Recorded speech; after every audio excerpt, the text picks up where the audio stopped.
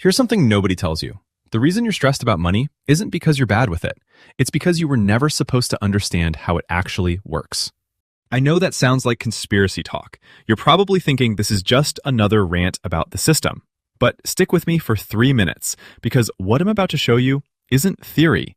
It's the actual mechanics of how money moves, and why most of us are running on a treadmill we didn't even know existed. Right now, the average person is carrying over $150,000 in debt. Not because they're reckless, not because they failed some moral test, but because the financial system profits when you stay in debt.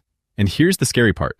If you don't understand how this machine works, you'll spend your entire life feeding it without ever realizing you had a choice. The good news? Once you see it, you can't unsee it. And that's when everything changes. In the next couple of minutes, I'm going to walk you through 3 things. First, what money actually is, and it's not what you think. Second, why the system needs you to stay in debt just to keep functioning. And third, the exact difference between how regular people use money versus how wealthy people use the same tool to build wealth instead of destroy it. By the end, you won't be a financial expert, but you'll understand the game well enough to stop playing it on someone else's terms. Let's start with the basics. What is money? You might say it's how we buy things. Technically true, but here's the deeper truth. Money is just trust. It's a collective agreement that these numbers on your screen or this paper in your wallet has value. Your dollar bill has no real worth on its own. It works because everyone agrees it works. The second that agreement breaks, the money becomes worthless. Think about that. Your entire paycheck is just a promise, not actual wealth. It's a claim on wealth that only holds up as long as everyone keeps believing in it. Here's where it gets interesting. A long time ago, certain people figured out that if they could control that trust, that belief, they could control everything. So they built banks and financial systems that made money feel complicated and mystical, something ordinary people couldn't possibly grasp. And it worked. Most of us never question what money is. We just use it, stress about it, and blame ourselves when there's not enough. Now, here's the part that'll make your brain hurt. When you put money in a bank, they don't just hold it, they lend it out. But here's the twist. They're lending out money that doesn't technically exist yet. They create it digitally when they make loans. Most of the money in our system isn't physical cash. It's debt that someone owes to a bank. Your savings, your paycheck, most of it only exists because someone somewhere is paying interest on a loan. If enough people default, that money literally vanishes. But here's what makes this wild. The system requires this. It requires constant debt and constant growth. Why? Because every loan has interest attached. If a bank loans out $1 million at 5% interest, they've created $1 million in the economy. But they've also created a requirement for $1.05 million to exist for it to be paid back. Where does that extra $50,000 come from? More loans, more debt. It's a cycle that needs to keep expanding forever just to function. That's not a flaw. That's the design. And you weren't supposed to know that. You might be thinking, okay, but I could just not participate in this, right? I could avoid debt. And technically, yes, but the system has layers of psychological tricks to make sure most of us never do. First, there's status. Money isn't just for survival anymore. It's about proving you've made it. The nice house, the new car, the latest phone. You weren't born craving these things this intensely. You were trained to want them through ads, social media, and watching everyone around you. And here's the genius part.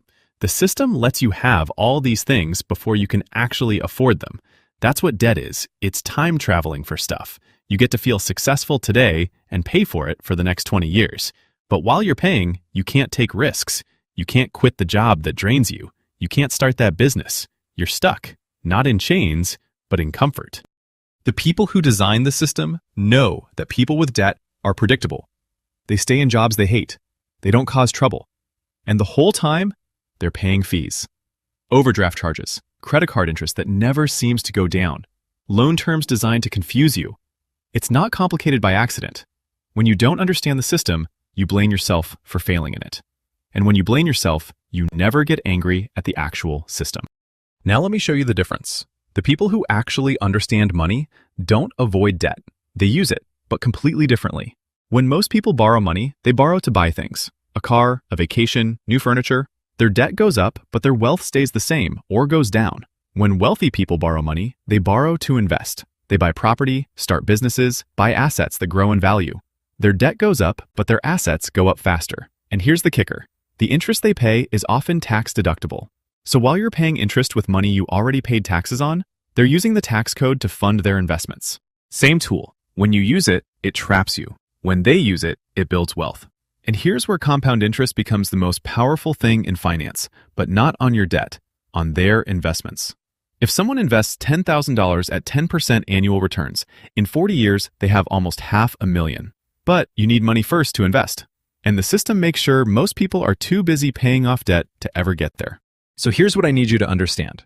Knowing how this works doesn't magically set you free from the system. But it does something way more important. It lets you stop blaming yourself for being caught in it. And that shift changes everything. Because once you see the game for what it is, you can start making different choices. Not perfect choices, but different ones. You can decide you don't need to prove your worth by buying things you can't afford. You can decide debt isn't automatically bad, but it needs to work for you, not against you. You probably won't become a millionaire overnight, but you could build a life where money serves you instead of controlling you. And honestly, that's the real win. So now you know how the money game actually works. The question is, what are you going to do with that knowledge? If this opened your eyes even a little bit, subscribe because we're breaking down these hidden systems every single week.